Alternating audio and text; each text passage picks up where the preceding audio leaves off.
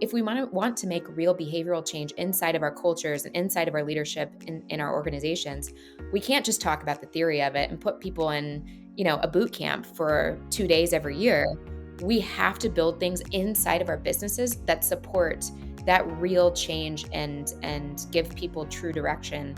And especially in like remote and hybrid environments, if you're not around people on a day-to-day physically, then it becomes even more crucial to have those types of agreements and operating models that make us look at culture in a slightly different way. Hello and welcome to the Making Better podcast, where we talk about making ourselves, our teams, and our organizations better. My name is Matt Gjertsen, the founder of Better Everyday Studios, and I promise you that whether you are a business leader, a talent development professional, or an individual contributor, this show will give you actionable insights to help improve your own performance and the performance of those around you. Our guest today is Megan Galloway. Megan is on a mission to make our workplace a more authentic and human place for current and future generations to thrive. She specializes in building award-winning learning programs and communities for teams and fast-growing companies. And Megan's thought leadership has been featured in podcasts, articles, and international conferences. Her LinkedIn-based coffee chat community has hosted thousands of participants from 6 of the 7 continents around the world. I had the privilege of meeting Megan recently, so I'm really excited for this discussion. But before we get into it, I just want to say that if this is your first time listening to the show, make sure you subscribe so you never miss a future episode. And if you're already subscribed, then I would ask that you share this show with at least one other person, because that, after all, is how we grow. I can't tell you how much it would mean to me. So with that, let's get into the discussion. Megan, how are you doing today? I am wonderful. How are you, Matt?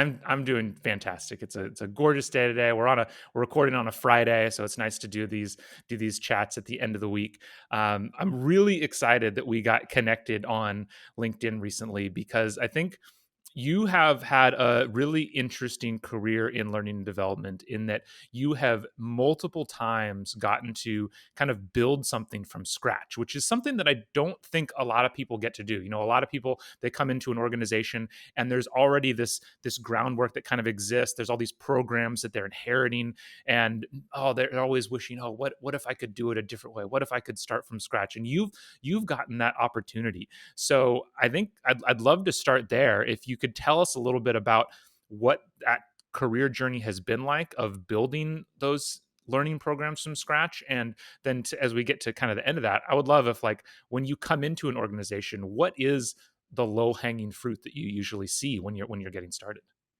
Yeah, that's a great question. So I kind of fell into L&D by accident, really. So after I graduated with my undergraduate degree from the University of Kansas, my degree was in Spanish with a minor in business, and I really had no idea what I wanted to do with my life. And so, Good thing you got the minor in business. That's yeah, helpful. I was smart a little bit at the time, yeah.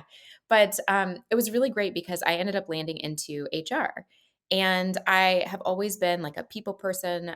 My main driver is helping other people, and so it seemed like a really natural fit. And so I kind of started with a construction company where I was using my Spanish to help hiring folks for, like, into the trades. And so I was with this construction company, and, during that time, it was coming out of the recession, and the company was growing quickly, and they realized that they had this strategic need for building training and a leadership development program, and some of those pieces that, as they were growing, they noticed that they needed more than they did previously when they were a much smaller kind of family-led Sure, organization. sure. So they tapped me on the shoulder and said, "Megan, you've never done this before, but what would you think about growing this training and development program from scratch?" And I learned very quickly, I love building things. I love starting things from scratch and building something new. And so it was just an absolute treat. I got to kind of do that needs analysis organization wide, take a look at where the strategic plan was going for the organization over the next several years, and then match the training initiatives and kind of that foundation for the training programs based on those needs. So it was an absolute blast. We built out those learning and development programs for several years while I was there. And then, at that organization, actually, we were ranked as number 19 training organization in the world. Number 20 was IBM. So it was a super fun kind of ceremony in Washington, D.C., where we got to accept that award. And we were this tiny little construction company at number That's awesome. 19. So it was a really fun experience. That's awesome. Yeah, I want to focus on something you said there because I would imagine a lot of getting to number 19, getting that ranking had to do with something that you said where as you were building, you matched what you were building. The first thing you did is match it with kind of the strategic initiatives and direction of the organization, which I think is such an important piece in all this and something that often gets missed. How did you make sure that when you were tasked with learning, did it seem obvious to you? Oh, I need to match the learning programs with what we're trying to achieve. How did that whole process happen? How did you make sure that what you were building mapped to what the company needed as it grew? Yeah, I mean, I think one of my core philosophies is that whatever you're building should be for the people that you're building it for. So it's not Yep. just like I have good ideas and I think we should do these things. And so a lot of it was like talking to the people that were in the day to day of the business and all the Hmm. way from frontline workers all the way up to the executives to say, what are you seeing are the biggest needs right now that we need to be fixing inside of our organization? And also, where can we get proactive? And that's when it started to bleed into, okay, as we're doing strategic planning, we're noticing that these are like major things that we already know we're taking the business in these areas. Now, how can we support with the initiatives that we have in our learning and development programs so that they just dovetail along with those really well and give people real support and resources needed with the change management that we already know we're going to be doing to grow strategically in the next several years. So that's kind of where that came from. And I think it served us really well because it was like people were asking us for the things that we were already ready to deliver. And so it felt Yep. like we were on pace with what people were wanting and needing. And so it wasn't as much trying to get people to like buy into the idea of like, oh, you have to go to this training. It was like, I wish I had training on this. And we were like, perfect. We've been working on There you that. There go. you go. Yeah. That's fantastic. It's great when you can get ahead like that. Did you have to how much was saying no a part of that? Because I'm guessing, and maybe this wasn't true. Maybe it was a growing organization that had been existing for a long time. But I think a lot of people what they find is, at least what I've found in my career, is sometimes there's disconnects between what whether it's people on the ground think is needed versus what the executive team is needed, or it's today's need versus tomorrow's need. Did you have to do any kind of stakeholder management to stay focused so that you weren't, going after the training issue of the day and instead staying focused on the strategic stuff so that when real needs arose, you were in front of it rather than behind it because you were just like fighting fires all the time? Yeah. I mean, I think that's where my HR background came in handy because the reality is a lot of the time when people are coming to you and saying, I need training for this thing, 90% of the time, they don't actually need training. What they need is Yes. to have like a performance conversation, or they need to reallocate resources, or they need to be structuring things in a different way, or have a crucial conversation. Like there's so many different things that I think that we use training as like a band-aid for these issues. Yep. And so that's where I had close partnerships in all of the organizations that I worked with the people operations teams. And it was frequently like, all right, maybe this is an issue that needs to be dealt with training. The more likely solution was that it was solved with coaching the manager that was coming to me for things, or it was looking at it from a more holistic perspective and saying, all right, we're hearing the same thing over and over again from multiple departments. Now that's indicating to us that this is a more widespread problem that we now Yeah. need to think about, like what development is needed for this specific area. So I really did it more based on trends versus like individual needs, if that makes. Mm. That totally makes sense. I think at one point in time, I kind of made a little flow chart of the common reasons why a training issue wasn't a training issue, and one of the I think the first question on it was exactly that of like how many people are experiencing this problem, Mm, and if it's one or two people, then it's not a training issue; it's like a performance management issue. So right. that trends piece really makes a lot of sense on that idea of trends. Since you then you did this at a couple companies, are there trends that you saw when standing up training for the first time, and when you're looking at these different companies, did you find yourself kind of starting at a similar place everywhere, or creating similar programs off the bat that everyone needed? Yes, leadership development. Like, that was always the biggest which is kind of where I've taken my path, over time here Yeah. because so I've done this at 3 different organizations, being internal with them, and then I've consulted with, you know, a lot of different organizations after that, 30 plus in the last few years. And I think that the thing that I notice the most is that people think that they need more technical training, and not that Hmm. they don't need that. Like, I do think that it is important to get those resources to folks if they don't have those. So building an infrastructure so that it's easy to scale those is important, but I don't think that L&D needs to be the only one delivering those technical resources. I think that Yeah. L&D is like an enabler because there's so much knowledge internally already around these topics that L&D needs to help other people share their knowledge and or Yep. find external knowledge to bring in if it's missing, once you've done that gap analysis. But those side of things are like your quick and easy wins to get people to see, "Oh, wow, L&D knows what they're doing here, and they know how to help us fix our problems." And so, frequently, I would start with, like, a small technical project first or, like, Hmm. onboarding or something that people could see tangible results from quickly. And Nice. then yeah, and then it was almost always then, "Okay, our managers have never had resources to learn how to be actual managers. Can you help us with that?" So, then it frequently moved into the leadership development space. Yeah, that makes a lot of sense. I love that you highlighted that idea of like, getting that quick win, having something relatively small so you can show, because I think that's the other thing that can often derail, um, whether it's you're starting in a new team or you're coming in as a new leader in L&D in an existing organization, is you start by trying to bite off too big a chunk, and it's 3 months in, it's 6 months in, you haven't even really delivered anything yet. And that can get, yeah, that can raise a lot of questions for sure.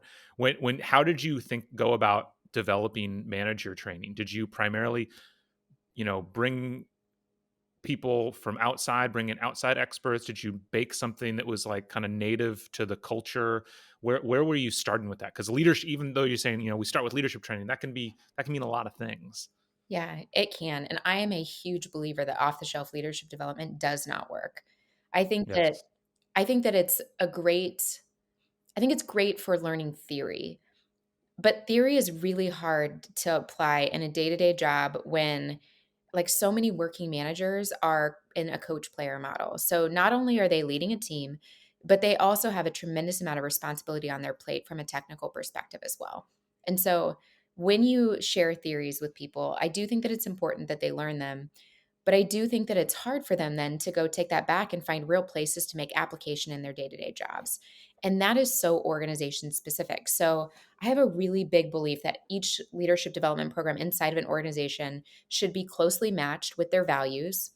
I think that there needs to be executive alignment and true behavioral alignment to those values, which is a huge gap that frequently Yeah. occurs inside of organizations. So that's like a really huge starting point is if there are people on the executive leadership team that are not practicing what you're going to be preaching in your leadership development programs, then that has to be solved before you can tackle anything else inside of your organization with manager Yeah. training. And then it goes down to, okay, so we have real skills that need to be developed. Like, how do you have a one-on-one with someone? The amount of people that have never had great one-on-ones is like, even in some of the companies I worked with, they never had one-on-ones period before. Yeah. So it's Yeah. like, okay, so how do you have a one-on-one? So it's not as much about let's take you to a training about this like topic about how to have conversations. It's more, okay, here's a template for you to utilize in your one-on-one, and here's some of the things that you should be trying. Go give it a shot. To me, Yep. that's so much more successful than just talking about the theory. Yeah, I think if it's okay with you, I'm going to have to take your whole answer to that and turn it into a commercial, because you just summarized my whole thesis for Better Everyday Studios Yay. of the importance of of one, customization, of that it needs to be real to the organization, it needs to be native to the organization, like it needs to be from their, like you said, their like core values, and it needs to focus on those actual behaviors, the actual things that you're going to be doing. Yeah, because so much can get lost in that. so much can get lost without that if you're just talking, as you said, kind of theory based. um that's awesome. Thank you for that. Did you learn, so you spent a bunch of time building in, construction and banking and some more established companies, then you moved into kind of more of a startup role. How was that transition, and did your view of kind of what was required in organizations evolve at all during that transition? Drastically, yeah. I mean, well, the first thing that was just hardest for me personally is I am a type A high achiever, recovering perfectionist who wants to do a really phenomenal job in every single role I've had. So, like, if I wasn't getting exceeding expectations on performance reviews, I was like devastated. And when I launched into entrepreneurship and then quickly after joined a startup, that was my biggest personal challenge was that there is no right or wrong in a lot of that world, and there's no Yeah. possible way to be perfect. Like, failing is just part of the journey, but it was a very challenging part for me personally. But, I really appreciated my time in startup world because I led almost every single function of the business during my time, with the startup that I worked at. So, started in sales and marketing and did a lot of the growth efforts, and then transitioned into more of like the customer success operations, managing the book of business, consulting directly with clients, doing renewals, doing expansions. Um, Doing operations, that is not my forte. You do not wanna hire me to do your financial statements. Um, and then got into the world of, like, product and what it was looking like inside of the business, and super appreciative for the lessons that I learned from so many great people that I got to work with inside of that organization. But the thing that it taught me, I think, that was so different is when I was in L&D, like, for organizations, as all of us do, I think I believed my job was just so critically important to the organization, and I think that it was, so I don't wanna make it sound like it wasn't, but then once I got this outside perspective of being inside of so many other functions of the business, I witnessed firsthand why L&D professionals have such trouble getting buy-in on their learning and Mm, development initiatives, because once you get into the day-to-day job of having outside deliverables that have nothing to do with learning and development, yep. your brain does something different. It's like, I don't need to make space and time for development. I just need to get my stuff done. And, thinking about how I make these things better, you get into a reactive place when you're overloaded with technical tasks that just need to get done. And I was an Mhm. executive, I was managing a team of people as well. And so I felt firsthand that push and pull of a never ending to do list, working 80 hours a week, plus managing a team of people. And so I kind of feel like I developed so much more empathy for why Mm. some of the supporting functions like HR, L&D, even accounting for that matter, like inside of organizations, Mhm. like those support functions, why they struggle to get buy-in inside of the organization, but also why those parts and operations and sales should have so much more like appreciation and like be so much more open to the value that L&D and those support functions do provide, but you feel like you're on separate islands, and I don't know how to say it outside Yeah. of that. So it kind of like I got a taste of both, I guess is a good way to say that. It's such a great point, and I do think it's really important for, and I love that you gave it, kind of that big picture of all the support functions. It's so important for any support function folks to get those experiences, I think, in the rest of the business. And Mhm. I think the last time we chatted, I mentioned my like metaphor for the foundation of a house. And using that to describe it. And I think I didn't mention this part because the other thing I think about is, whenever you're coming up with talking about some kind of change initiative, whether it's learning, HR, whatever it is, it really is exactly like fixing the foundation of a house where it's really expensive, it's really noisy, causes tons of disruption. And if everything goes well at the end of the day, everything looks the same, Hmm.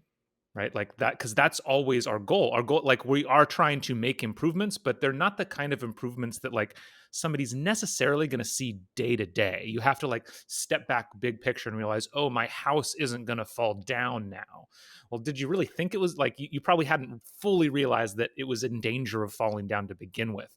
And I think, a successful learning initiative, in leadership or something, the result is going to be, over the long term, you have a 50% reduction in attrition, or a 15% increase in productivity. And those are just hard things, like you said, when you're in the role day to day with all these fires, all these to-dos, you're working 8 hours a week. It's really hard to even notice that kind of change.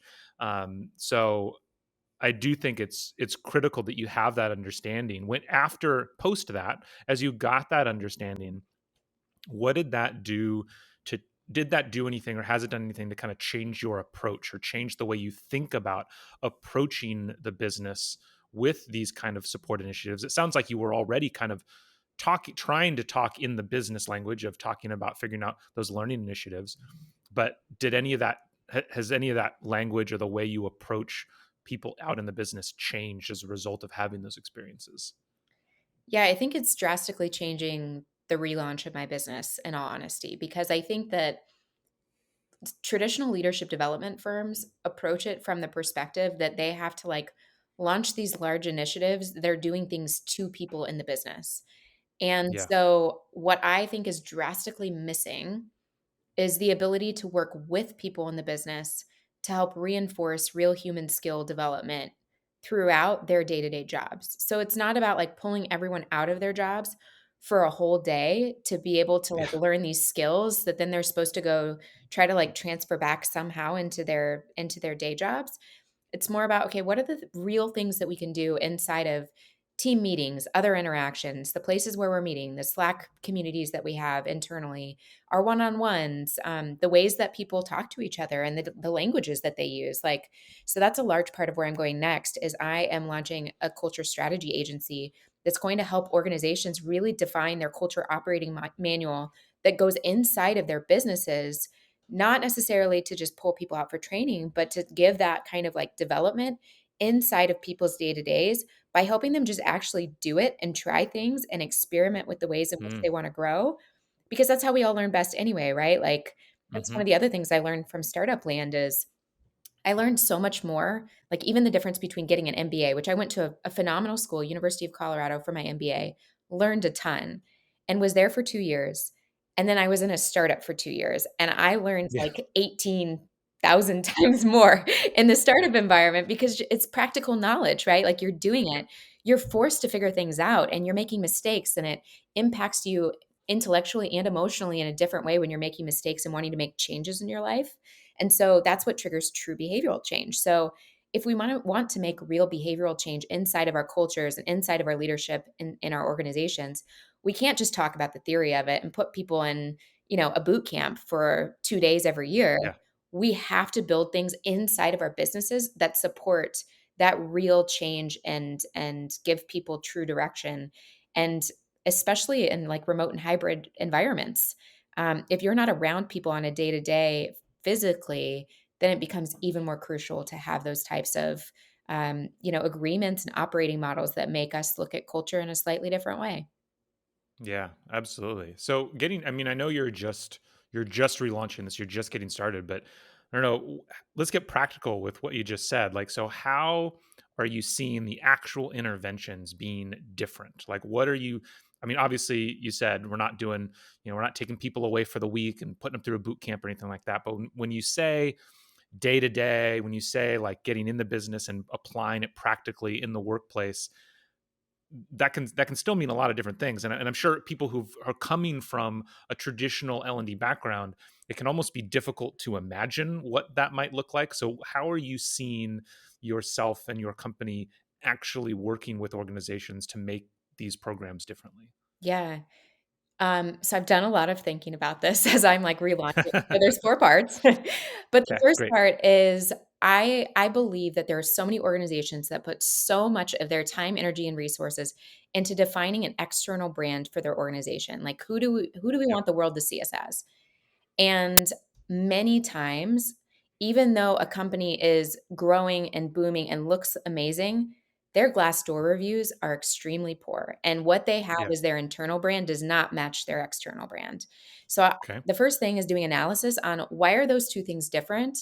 because at the end of the day, the people that are actually talking to your customers are the people inside of your company, your team members. So, like, Hmm. Hmm. those are the Hmm. people that are going to be your best brand advocates and representatives and the referrals for your organization. So, getting those things to match, at least in theory, is important to like get started with. So, that's the first thing that we're going to be doing is analysis on that brand mapping.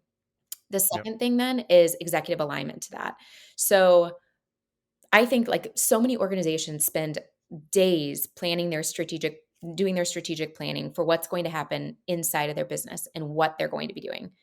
I know very few companies that spend time doing culture strategic planning. Like not Hmm. just how do or what do we want to be doing, but how do we want to do this in the next year Yeah. to best match the people and to get proactive about who we want to be as a company. So then once you know like what that looks like, the third thing is that executive alignment, which is the people on your executive team have to be practicing those things. And with most organizations I see, that is not the case. And so then what Hmm. happens is trust breaks down throughout the organization. Organizations get siloed as a result. They have trouble getting consistency across communication. So there's a lot of like rework and things like that. So giving that executive team support to practice what they preach is really important through sessions for them to talk through things, through one on one executive coaching, that type of thing. That's number three. And then the last thing is then now that you have those things all aligned and the actual business leadership is aligned around the things that they want to be doing for a culture, now we look at how we integrate that throughout the business. So in my mind that looks like saying, okay, how do we talk about conflict inside of our companies? Like, is it important that we bring up conflict? If a team member brings feedback to their manager, how do we expect managers respond? So maybe that's a conversation starter guide for an employee to be able to bring up something challenging to their manager. Hmm. And maybe that also gives managers like response options or ideas. Like it's not like a script, right? But it's like when someone comes to you with hard feedback as an employee, how do we expect that you respond to that as a leader? So here's some ideas for the ways in which we expect our values to show out in real life around these things. And then more than that, like inside of their meetings, like let's say team meetings now, you build in 5 minutes for upward feedback or, some sort of a retro so that that becomes common for people to be able to Yeah. have space to voice concerns, questions, thoughts, ideas. And it's not just always like the loudest people in the room that are getting the voices because they're the ones that are brave enough to like speak up. So we're creating Yep. more equality around the ability to be able to speak up and give feedback in those environments. So doing the same thing for one-on-ones, but it's like actually changing the DNA of how we do things with specific expectations, templates, operating models inside of the business. And the thing that I believe most about this is that L&D cannot be the person to deploy these things. I think that you Mm. have to get executives to be the ones to deploy these initiatives, which they are so Sure. busy. The expectation is not that they're making all of these things, but they Yeah. have to be practicing them it themselves, and then they have to be the actual implementers of Yep. these initiatives for it to be successful. That makes a lot of sense. And, I think I've seen in a lot of places basically talk about if you want to know what a company's culture is, just look at why they hire, promote, and terminate people. Right? Like that's long term, whatever you write down, long term, that's going to be your culture. And so if you have once you do all the work that those I love that it was of the four stages, it wasn't until stage four that you're out in the business doing stuff. It really shows the importance of that alignment, which I totally agree with. Then once you get that alignment, if all of the executives do nothing but start having, ending every meeting with 5 minutes of upward feedback time, eventually the level below them is just going to start doing that. And then the level below them is just going to start doing that. And it will not, because that's setting the tone of, oh, this is a thing that causes us to hire and promote people. And so then people just start doing it. And there's no big change initiative, there's no big announcement, there's no it's just going to happen. It makes a lot of, as someone who has tried in organizations to do the reverse of kind of create culture from the bottom up and known how seen how that goes, it makes a lot of sense. Well, and I think that when you do it that way, like when you approach like middle managers first or frontline managers first, they just get even more frustrated because then they're taught Yeah. best Yes. practices and then they see the people that are in like levels above them in an organization not practicing those things. Yeah. and they just become more disengaged because they're like, "Wait a second, I don't see people in our company actually doing these things, but I'm supposed to do them. This feels like, just a lot of hypocrisy." And I think that creates a lot of like, even though it's the right thing to do, we wanna give these people these resources, it has Yeah. to come from both directions. It can't just come from the bottom up. I can already hear, I completely agree with you. And I can already hear a bunch of talent development professionals saying, that sounds great, Megan, but I can't talk to my executives, or I can't get the directors to do this stuff, or whatever it is. All my remit is to, I can talk to the frontline managers and they want to do stuff, and I see the frustration, but how do I, what advice would you have for those professionals out there of how to start getting buy-in, or how to start approaching executives if they can't have those conversations currently? I mean, I think that one of the biggest things, in my opinion, is those relationships are absolutely critical to deploying any sort of change initiatives. Hmm. Because I think that a lot of times when we're looking at our organizations at change initiatives and like we get an order to do something inside of like the L&D team, the decisions have been made in a room that we're not in, and we may not always agree completely with what even is Yep. being done. And where I've been most successful inside of organizations have been places where I have been brave enough to walk into even the CEO's office and say, "Can I give you some feedback about what I'm Mm. thinking on some of these things?" And it was really hard to do that. Like, it Hmm. takes a lot of courage and bravery because there are potential consequences to getting brave enough to walk into someone in the C-suite's office to talk to them about these things. But I think that that is one thing that happens a lot of the times is, like, orders come down throughout the organization, and we just feel frustrated with them, but then we don't actually do anything about them because we think that we can't.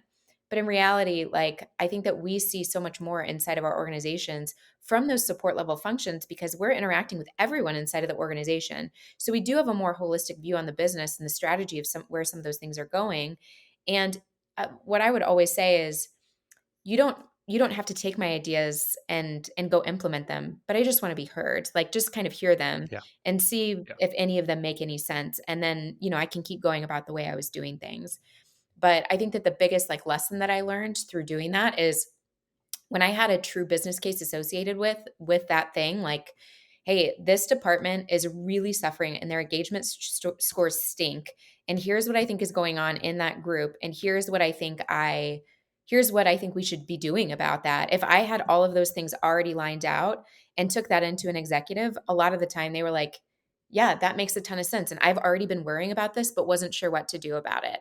And so I think Mm. that a lot of the times it really does just start with like having those conversations. And, maybe that means just starting with like the chief people officer that you report into or the Yep. COO if you Yep. report in through that area, right? But yeah, I think that's one of the biggest things is think about like what are the true business functions and results being affected by the challenges that we're seeing. We know they exist. They are hard to measure, but I do think that there are frequently more things associated like, for example, I think that you could associate really like a bad team environment and a customer success team directly to customer churn. Because if those people are grumpy all the time Mm. and they get on Yeah. calls and they're grumpy with people on the phone, then I think that like that does change the ways that our businesses it retains revenue over time, right? Sure. And so we might not be seeing the immediate impacts of it, but I do think that's there. And so it's like, what experiment could we run in this space to see if we can increase NRR by changing things inside of this team that's got really poor engagement or that doesn't feel like they have the right resources or whatever it is. Hmm. That makes sense. So if I step back and kind of think about all the things that you've said throughout this, it sounds like when it comes to building those relationships with key stakeholders and executives, it kind of comes down to three things that you've mentioned, or from what I've heard. It starts with, you said early, one of the first things you said is quick wins, which I think translates to being seen as someone who can get things done. Like, first, you have to be able to deliver things in the business. Then you have to have the courage to have these conversations. And then you have to have the ability to have the conversations in the language that the person you're talking to cares about. And if you can do those three things, that's how you start to build those relationships up.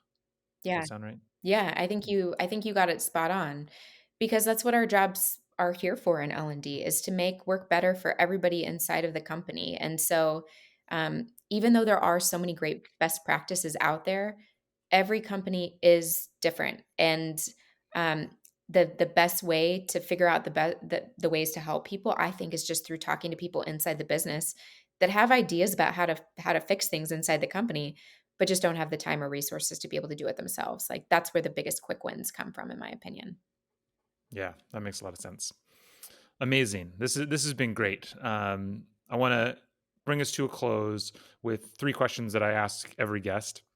The first one is, what is one book or podcast that everyone should listen to and why, or read? The one that's top of mind for me right now is a book that I actually listened to on Audible, narrated by the author, called Unreasonable Hospitality by Will Guidara. It is all about this restaurateur, who is set out to make the number one restaurant in the world.